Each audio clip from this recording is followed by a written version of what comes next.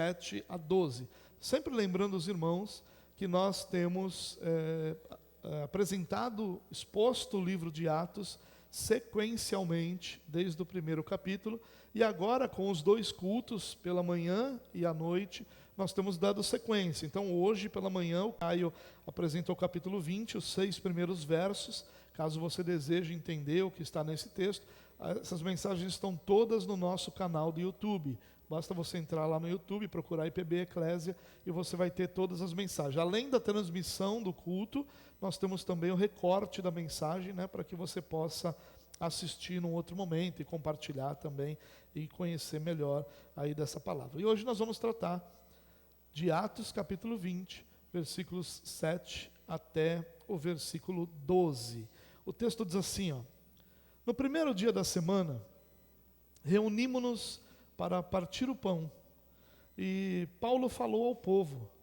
Pretendendo partir no dia seguinte, continuou falando até a meia-noite. Havia muitas candeias no piso superior onde estávamos reunidos. Um jovem chamado Eutico, que estava sentado numa janela, adormeceu profundamente durante o longo discurso de Paulo. Vencido pelo sono, caiu do 3º andar. Quando o levantaram, estava morto. Paulo desceu, inclinou-se sobre o rapaz e o abraçou, dizendo: Não fiquem alarmados, ele está vivo. Então subiu novamente, partiu o pão e comeu. Depois continuou a falar até o amanhecer e foi embora. Levaram vivo o jovem, o que muito os consolou. Amém. Irmãos, esse texto ele está situado no final da 3ª viagem missionária de Paulo. Aqui, os versículos anteriores, Lucas vai nos informar que Paulo e alguns outros discípulos navegaram de Filipos e passaram cerca de 5 dias e depois se reuniram com os discípulos em Troade, que é onde essa passagem que nós acabamos de ler acontece. Lá eles ficaram 7 dias. E o que o contexto vai nos mostrar? Que Paulo tinha o interesse ou o desejo, o planejamento de seguir viagem. Então ele não ficaria ali mais tempo, ele estaria no dia seguinte viajando, e essa passagem toda que nós lemos acontece no domingo. Então na segunda-feira ele iniciaria essa viagem, e por isso nós temos o relato dessa passagem. Olha que interessante. Primeiro começa dizendo o seguinte: no primeiro dia da semana, reunimos-nos para partir o pão. O que esse texto diz é o seguinte, e é muito interessante, porque é a primeira vez que as Escrituras vão falar da igreja se reunir no primeiro dia da semana. Até a morte e a ressurreição de Cristo, o modelo judaico era de reuniões aos sábados. Tanto que o judaísmo continua fazendo isso, e Paulo e outros discípulos, quando vão para as cidades, o que eles fazem? Eles entram no sábado nas sinagogas, porque eles continuaram cultuando aos sábados. Mas a igreja passa a se reunir no domingo, porque é no domingo que Cristo ressuscitou. É no domingo que o Espírito Santo foi derramado sobre a igreja. O domingo se torna um dia importante, um dia relevante, o dia de culto. E é interessante que a igreja vai passar a chamar o domingo de dia do Senhor. E aqui pela primeira vez nós temos o apontamento de que a igreja se reunia aos domingos. E se reunia para partir o pão. E a ideia do partir o pão aqui é a ideia da ceia do Senhor. Mas não a ceia apenas como nós fazemos hoje. A ceia do Senhor na igreja primitiva era seguida da festa ágape.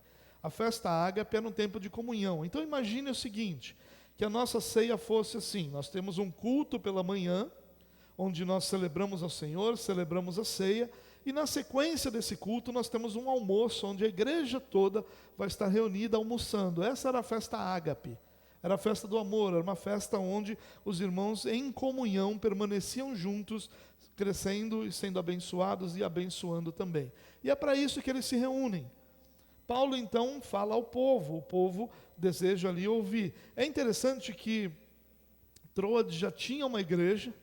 Paulo passa por lá, na sua segunda viagem missionária, mas na terceira viagem missionária já tem uma igreja plantada ali em Troade. E essa igreja deseja ouvir Paulo.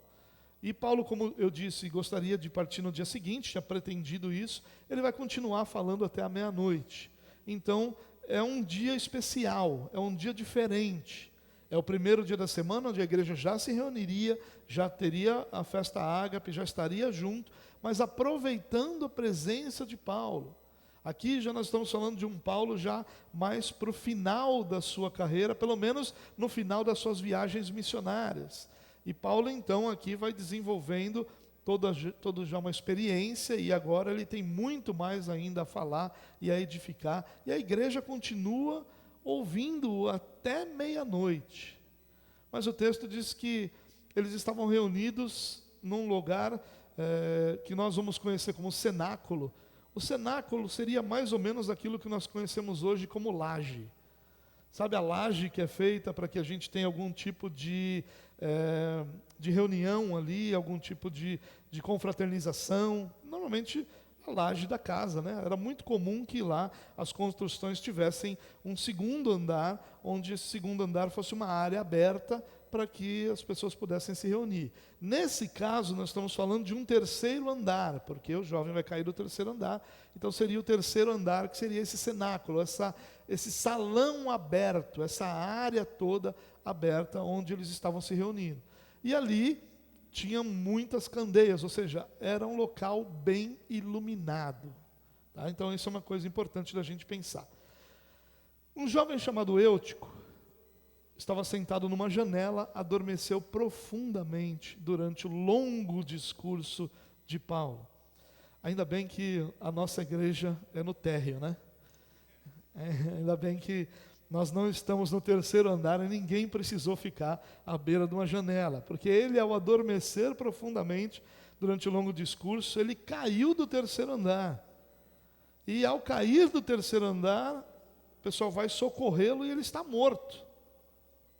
Mas olha que interessante, diz que Paulo desce, imagino eu que Paulo desceu ali rapidamente, né, para encontrar esse jovem, se inclina como ele sobre esse jovem, o abraça e diz: olha, não fiquem alarmados, ele está vivo. Me lembra um pouco da ressurreição que acontece ali nos dias de Elias e Eliseu, me lembra um pouco da ressurreição que acontece com Paulo. E aliás, um detalhe interessante, irmãos, você sabia que a Bíblia só fala sobre 7 pessoas que ressuscitaram? São 2 ali na época de Elias e Eliseu, 3 no ministério de Jesus e 2 no ministério apostólico. Não era uma realidade comum, como que aparecia o tempo todo, pelo menos não eram relatados, né? E elas são muito semelhantes ali, tem algumas ideias muito semelhantes da aproximação, do abraço, do toque. E o fato é que esse jovem que foi encontrado morto agora está vivo. Houve um milagre. Esse jovem ressuscitou. Mas Paulo sobe novamente, vai partir o pão e comer, ou seja, vai celebrar a ceia ali com aquelas pessoas. Depois, continuou a falar até o amanhecer. Aquele momento deu um novo gás naquele povo, e o povo continuou ouvindo Paulo até o amanhecer. Eu gostaria de experimentar isso em algum dia, né? Quem sabe o Senhor permite que, não que eu necessariamente fale, mas que a igreja reunida tenha uma sede de ouvir a palavra, que vai, que vai, que vai, que continua desejando e que continua desejando, e que a gente quer sempre mais palavra. Ele vai falar até o amanhecer. E no versículo 12, que é o último, diz que levaram vivo o jovem, o que muitos consolou. Em algumas traduções diz que muito os alegrou. Essa é a história de forma muito resumida. E eu dei para essa história, ou para essa mensagem, o título Cultuando na Janela. E eu dei esse título, irmãos, porque antes de eu compartilhar com você as lições desse texto, eu queria tratar de uma realidade muito importante para a igreja com relação à interpretação bíblica. Dá uma olhadinha no que esse texto aqui diz. Ele diz o seguinte, que o jovem, chamava Eutico, estava sentado numa janela e adormeceu profundamente durante o longo discurso de Paulo. Vencido pelo sono, ele caiu do terceiro andar e quando o levantaram estava morto. E ao pesquisar esse texto, irmãos, ou sobre esse texto, tanto em livros quanto em mensagens de outros pastores, eu encontrei muitos deles usando o fato desse jovem estar sentado numa janela como a base da sua mensagem. E alguns diziam assim: olha, a janela é aquele lugar onde você está dividido. Você está metade no culto e metade com o olhar para o lado de fora.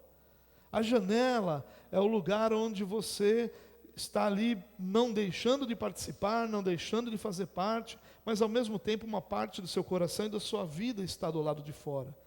E ainda que esse seja um tema relevante, a importância de nós servirmos a Deus por inteiro, a importância de nós nos dedicarmos ao Senhor por inteiro, a importância de nós colocarmos a nossa vida por inteiro, de nós não estarmos no Senhor com parte da nossa vida, do nosso coração e do nosso desejo fora do Senhor.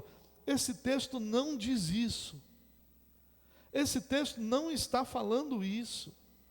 Esse texto não está dizendo em nenhum lugar que esse jovem tinha metade do seu coração na igreja e metade do seu coração fora. Esse texto não está dizendo que esse jovem está na janela porque o desejo dele era ficar olhando para fora, era se distrair, era estar ali buscando de alguma forma uma outra realidade. Não. O texto não diz isso. É um tema importante. Essa janela, baseado nesse, a gente poderia falar dos celulares, por exemplo, de quantas pessoas que num momento como esse de culto estão com seus celulares abertos, estão com metade do seu coração lá no seu celular. Seria valioso a gente falar sobre isso. Seria valioso a gente falar sobre as pessoas que se entregam, mas não se entregam plenamente. Sempre tem uma reserva ali, buscando que haja uma janela aberta para uma outra possibilidade. Mas o texto não fala sobre isso. Irmãos, nós precisamos levar isso a sério. Interpretação bíblica não tem a ver com aquilo que a gente pode olhar no texto e transformar numa metáfora, e transformar em algum tipo de alegoria. Não. O texto precisa nos ensinar o que ele realmente diz. Ainda que seja legal que a gente possa falar desse tema em um outro momento, esse texto não fala sobre isso. Esse texto fala sobre um jovem, e preste atenção aqui, o versículo anterior. Por que Lucas diz que haviam muitas candeias no piso superior onde nós estávamos reunidos? A candeia é um candeeiro, um lampião. Não sei se você já teve experiência com lampião. Lampião esquenta. A candeia esquentava. Esse jovem ele está na janela porque o local era quente. Era de noite. As pessoas estavam ali ouvindo Paulo. Precisava ter luz. O Lucas diz que haviam muitas candeias. Que o local estava muito iluminado. Ou seja, estava também muito quente. E por isso esse jovem está na janela. E por que esse jovem dormiu? Porque domingo era um dia de trabalho no tempo da igreja primitiva. Domingo não era o nosso domingo. Tanto que a contagem do calendário naquela época era muito mais para o domingo ser chamado de primeiro dia. Tanto que o texto começa dizendo, no primeiro dia da semana. Era assim que o domingo era chamado. O primeiro dia, o segundo dia, o terceiro dia, o quarto dia, o quinto dia, a preparação, que era a sexta-feira, e o sábado. Era assim o calendário visto. Era um dia de trabalho. Então, se nós queremos entender o porquê desse jovem estar na janela, nós podemos entender como um local quente e um jovem cansado de um dia de trabalho. Mas o texto não fala em lugar nenhum que esse jovem tinha o coração dele dividido. E talvez, irmão, você esteja ouvindo isso e para você não faça muita diferença. E se não faz, fica um alerta para você. É por isso que a gente tem escutado tanta besteira, travestido de Bíblia, e engolido isso como se fosse verdade. Não importa quem diga, a interpretação do texto tem que sair do texto. O que o texto diz é o que nós precisamos aprender. O que o texto não diz, por mais belo, por mais, parece uma sacada, isso aqui é um princípio que Paulo precisou lutar. É um gnosticismo que Paulo precisou lutar no início do século I. O que acontecia? Um grupo dizia assim, não, você vai ler o texto e vai entender o que está escrito. Mas nós, os gnósticos, dizendo isso, temos uma capacidade de enxergar o que está oculto no texto para as pessoas comuns. E aí eles traziam revelações que eram profundas, que não estavam claras no texto, e a pessoa batia o olho e diz: olha, que coisa bonita de se ver, que coisa bonita de se enxergar. Se a minha mensagem estivesse indo para essa linha de dizer a você sobre o coração dividido, sobre a dificuldade que é, você está na janela, você ainda não está no banco da igreja, você está na janela da igreja, você não está no banco do céu, você está na janela do céu. Muitas pessoas talvez estivessem dizendo: olha, que sacada isso no texto. Pode ser uma bela sacada, mas não é uma interpretação correta. Então eu queria muito mencionar isso, e para que eu não esquecesse disso de forma alguma, é que eu chamei essa mensagem de cultuando na janela. Ele estava na janela porque estava calor. Ele dormiu porque ele estava cansado. Era um dia de trabalho, não era um dia fácil, não era uma vida fácil, não é para você também. Quando a gente brinca das pessoas dormirem, eu sempre disse, algumas pessoas já me falaram: pastor, eu não venho no culto logo depois do trabalho porque eu venho cansado e eu cochilo. E eu sempre disse a essas pessoas: venha. Eu prefiro você dormindo aqui do que você em casa. Porque vai que dormindo aqui alguma coisa maravilhosa acontece e você ouve.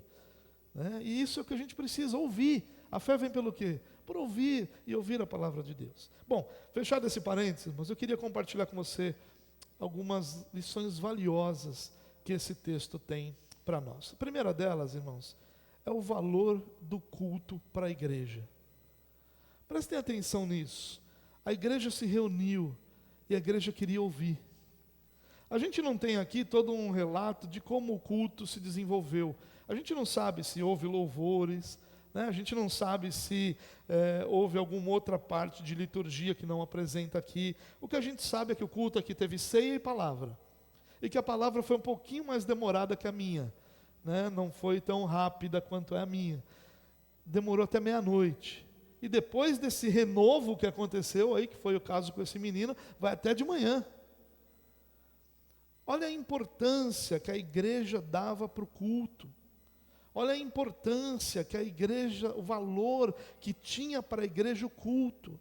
Eles entendiam que estar reunidos, eles entendiam que essa conexão que era produzida pela comunhão, pela presença, pelo cuidado, pelo amor uns pelos outros, era extremamente valiosa. Eles sabiam que por mais que eles pudessem buscar conhecimento em outros lugares, a igreja era o local que Deus desenhou para que as pessoas fossem edificadas, fossem abençoadas. Irmãos, nós precisamos urgentemente resgatar o valor do culto. Resgatar o valor, aquela compreensão que os reformadores tinham, que durante um culto, a palavra lida, a palavra orada, a palavra exposta, era a boca de Deus para o seu povo. Que Deus fala vivamente, vividamente, com cada um daqueles que ouve a palavra. Nós precisamos dessa compreensão. Irmãos, deve haver em nosso coração uma indignação com relação a qualquer coisa que nos roube do culto. Qualquer coisa. Nós não temos paciência de ouvir a palavra. Nós não temos paciência de participar do culto. Nós não temos paciência, às vezes, nem de cantar. Nós não valorizamos o culto como isso.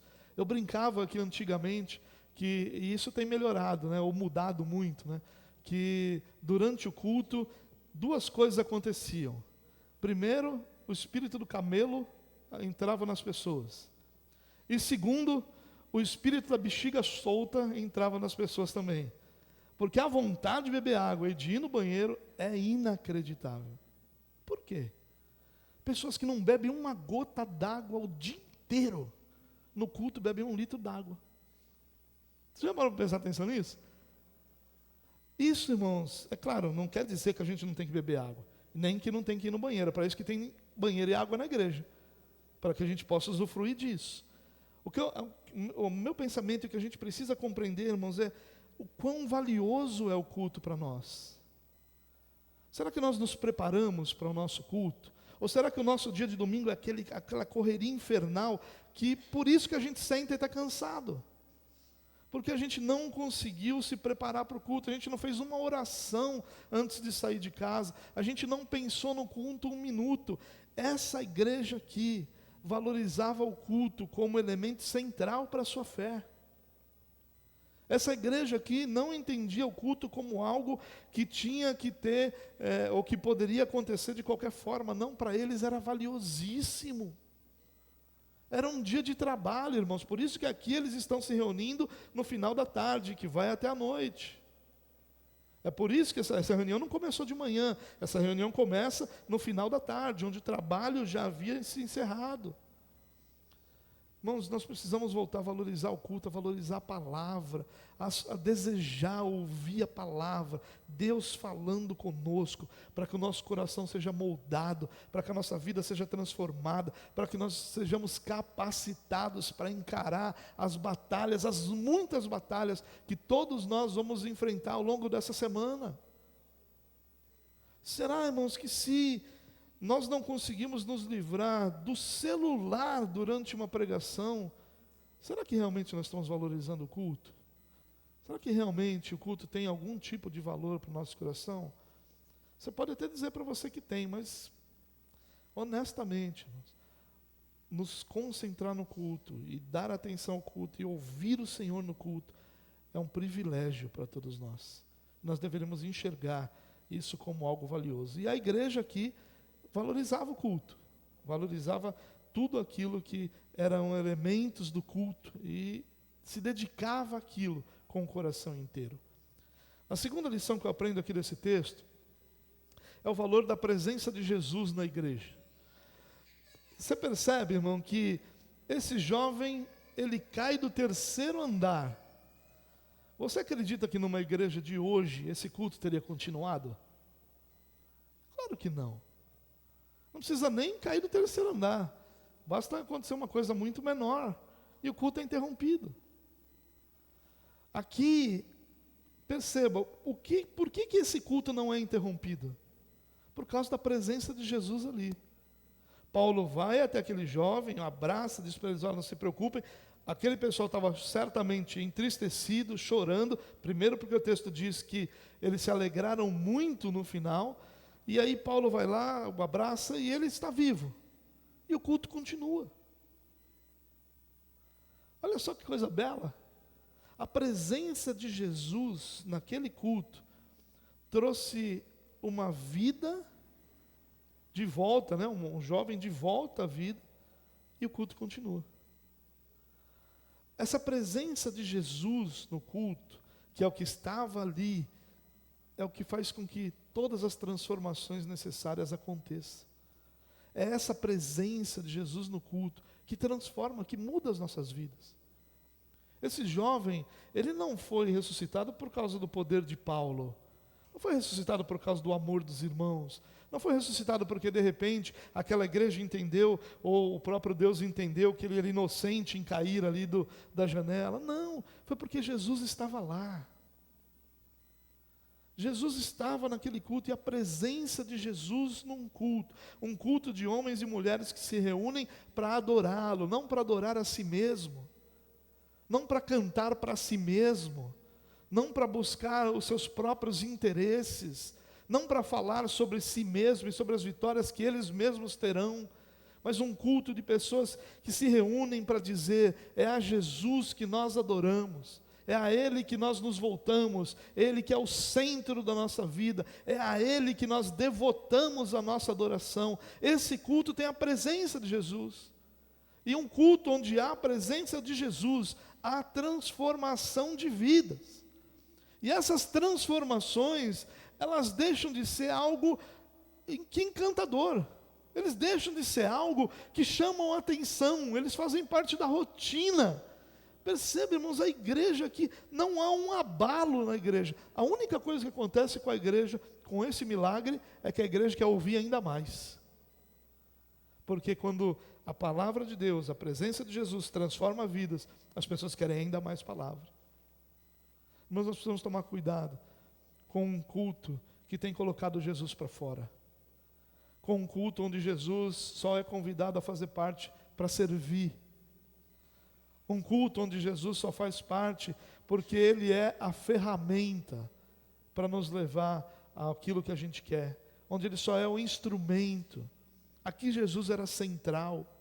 As pessoas estavam lá por causa de Jesus. Paulo estava falando sobre Jesus.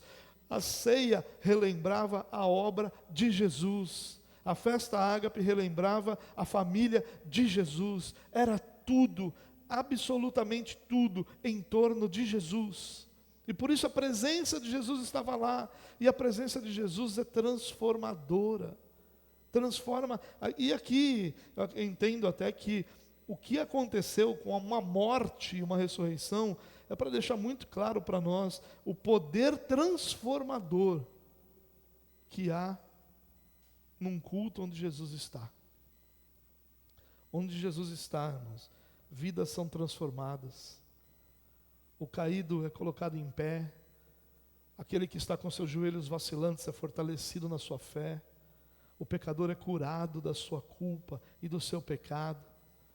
Um culto onde Jesus está, relacionamentos são restaurados, corações feridos são curados, vidas são transformadas. Por isso, nós não podemos de forma alguma abrir mão, irmãos, de que o nosso culto seja sobre Jesus.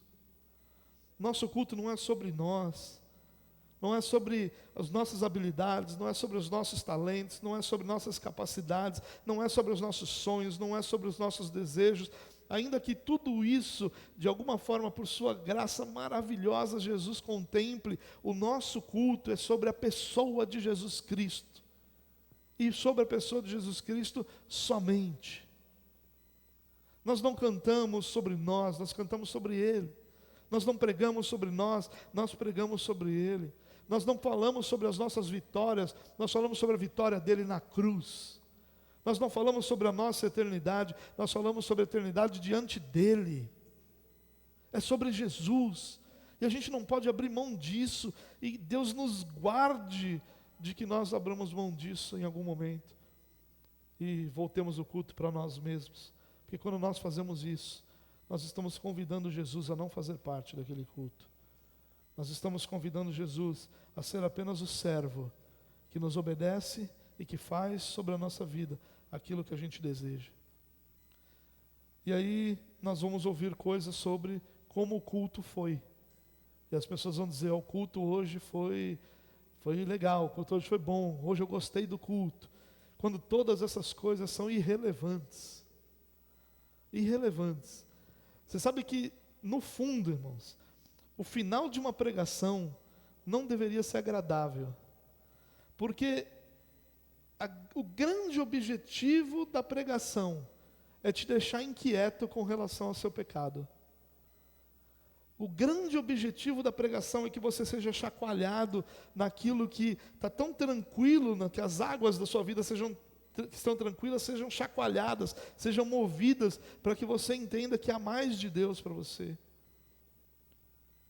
Um dos grandes objetivos da pregação é que você seja confrontado, que nós sejamos confrontados com a palavra, e que essa palavra nos confronte a ponto de nós nos sentirmos ofendidos. Quando você sai de um culto ofendido, eu vou para casa feliz. Não porque eu te ofendi, mas porque a palavra cumpriu aquilo que é o seu objetivo. Porque eu me sinto ofendido quando eu me preparo essas palavras, quando eu estudo essas palavras, quando eu leio essas palavras, eu olho para ela e digo, Senhor, misericórdia. É sobre Jesus, Ele é o centro disso tudo. É a pessoa de Jesus que nós adoramos, a quem nós nos voltamos e sobre quem nós falamos.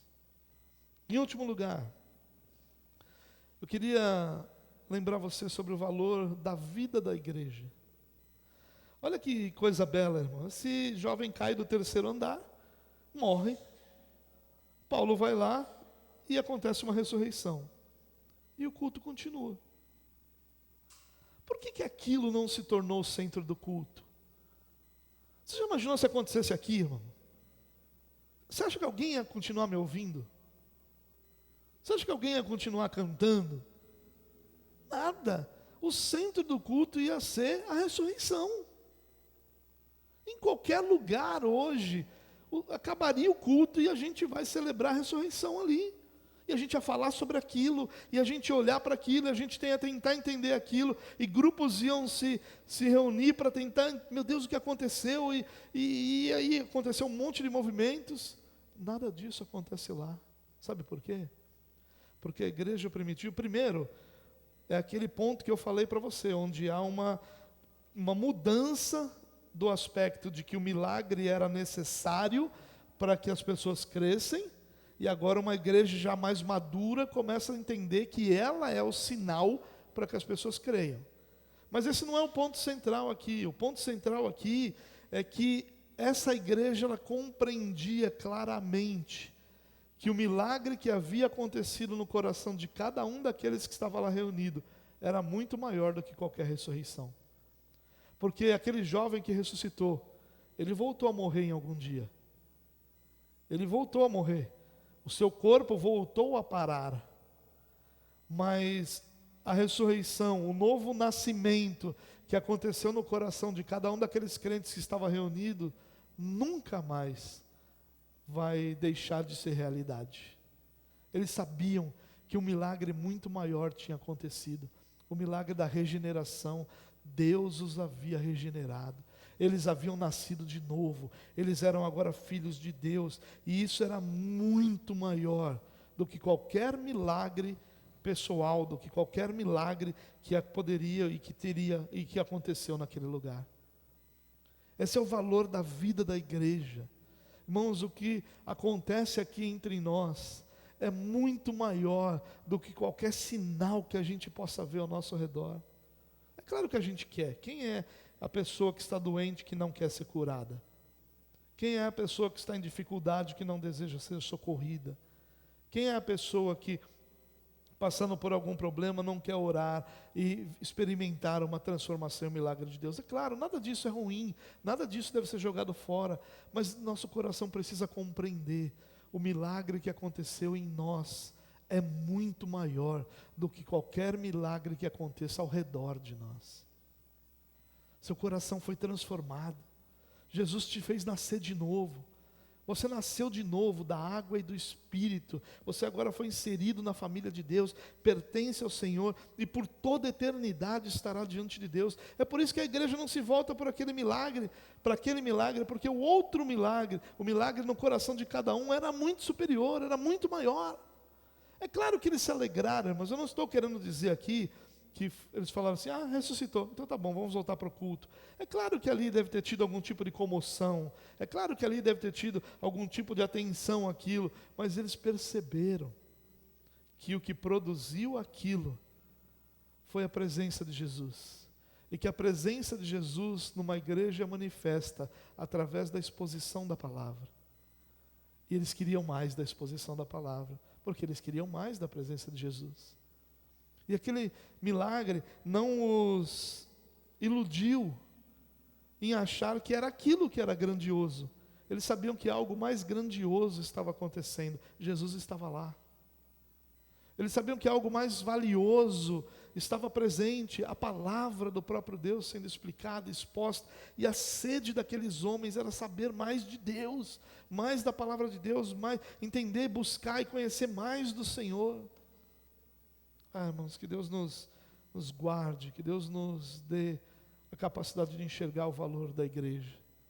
Nós temos muita capacidade de enxergar as limitações da igreja, nós temos muita capacidade de enxergar os defeitos da igreja, e a igreja tem muitos, e a principal e a única e maior razão porque a igreja tem muitos defeitos é porque ela é dirigida por pessoas, por seres humanos, falhos, limitados, pecadores, e cujas boas intenções não são nada diante da sua incapacidade de serem perfeitos. Então é claro que existem problemas, é claro que existem defeitos, é claro que existem limitações, mas quando a gente enxerga o que Deus faz, como Deus mudou seu coração, como Deus mudou sua família, como Deus mudou aquilo que antes era para você algo tão doloroso, hoje você lida com isso com tranquilidade, que o Senhor curou seu coração. Quando a gente olha para quantas prisões Deus quebrou nesse lugar, quantas pessoas eram escravas dos seus pecados e hoje estão diante de Deus livres para adorar o Senhor. Quantos milagres Deus fez na vida de cada um de nós, milagres que se conectam com a eternidade, não milagres com validade. O milagre da ressurreição é um milagre com um prazo de validade. O milagre que o Senhor fez no seu coração é um milagre conectado à eternidade. Ele é muito superior. E isso fez com que essa igreja entendesse o valor da vida da igreja. Como a igreja não era um lugar onde eles iam, mas era um lugar ao qual eles pertenciam. A igreja não era o lugar onde eles se reuniam para receber alguma coisa, mas era o lugar onde eles se reuniam para juntos estarem com Jesus. Onde eles se reuniam para oferecer aquilo que eles haviam recebido em seu coração de Jesus. Eles compartilhavam o amor que eles tinham de Jesus, o conhecimento que eles tinham por Jesus, a alegria que eles tinham em Jesus. A igreja do primeiro século, a igreja primitiva, era uma igreja que celebrava Cristo. Apesar de todas as perseguições, de todas as lutas, dificilmente uma outra igreja ao longo da história sofreu tanto quanto essa igreja dessa época. E sabe, irmãos, às vezes a gente chega à conclusão de que enquanto a igreja brasileira não sofrer, ela não vai amar a palavra de Deus como ela deve amar. Que enquanto a gente não começar a sofrer perseguição, sofrer limitações e a não podermos fazer aquilo que nós estamos fazendo aqui essa noite, a gente não vai conseguir amar a palavra de Deus como devemos amar, acima de qualquer outro amor terreno que nós tenhamos. Porque é a palavra de Deus, essa exposição, esse conhecimento, esse entendimento que move nosso coração, que guia a nossa vida. Que você possa perceber, irmãos, toda a grandeza e a beleza que Jesus tem feito em sua vida. Talvez o lugar não seja belo, talvez as decisões não sejam as mais belas, e as pessoas certamente não são perfeitas, mas mesmo com todas essas limitações, há muita beleza do que Jesus tem feito na sua vida.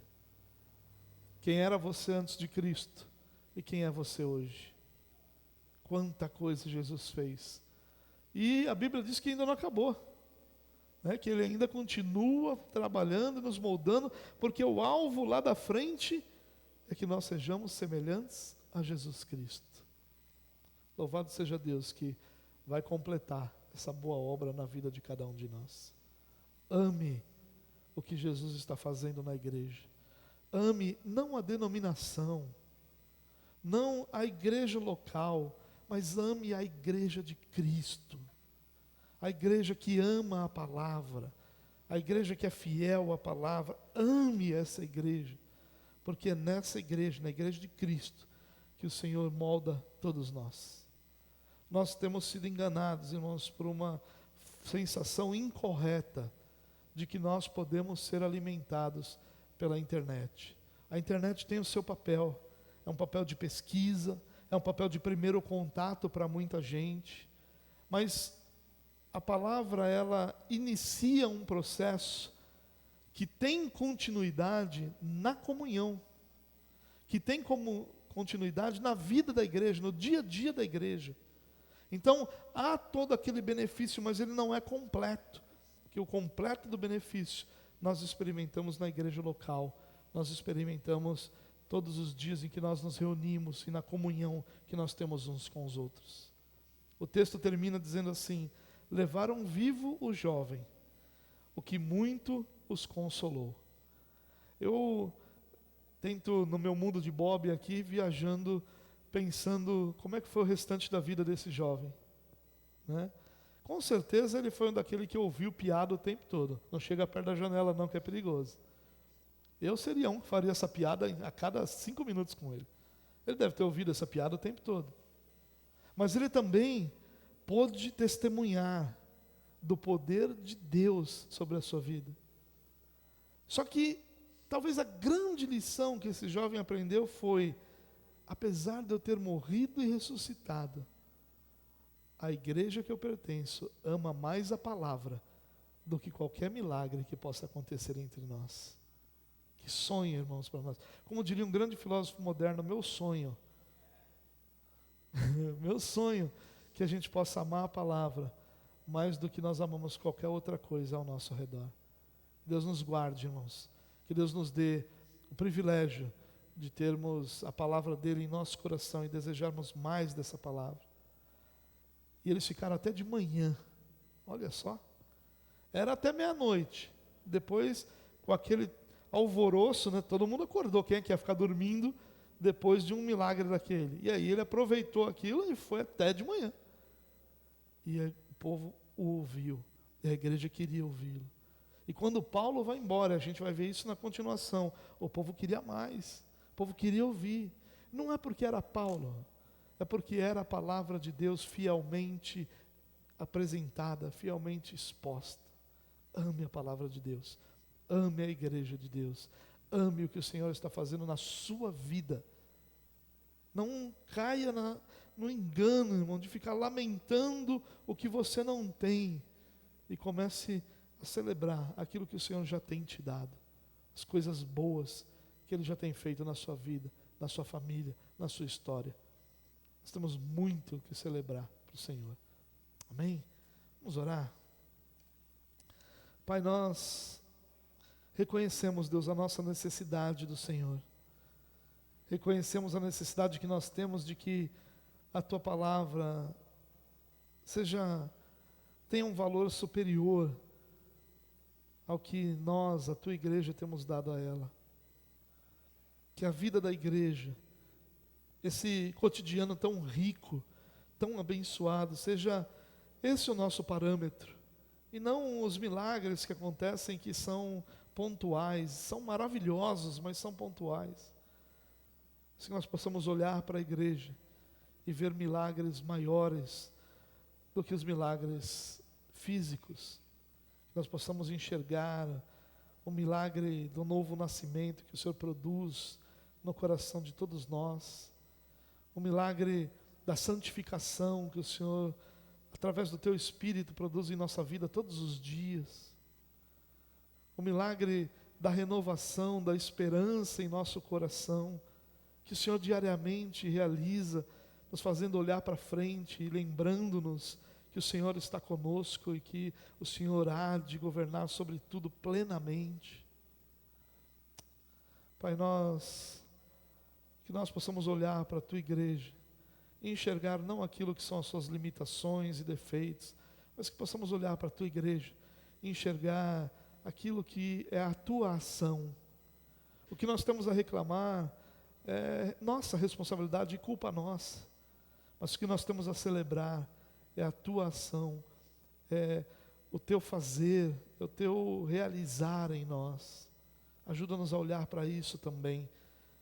Claro que queremos crescer como igreja, mas queremos, acima de tudo, crescer o nosso olhar para aquilo que o Senhor tem feito.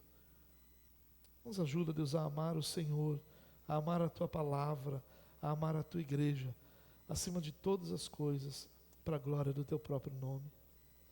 Querido, que o Senhor te abençoe e te guarde, que o Senhor faça resplandecer sobre você a luz que vem do Senhor, que Ele levante seu rosto e te dê a paz, que o amor do nosso Deus e Pai, a graça do nosso Senhor e Salvador Jesus Cristo e as doces consolações do Espírito Santo de Deus sejam com todo o seu povo, hoje e para sempre. Amém. Amém.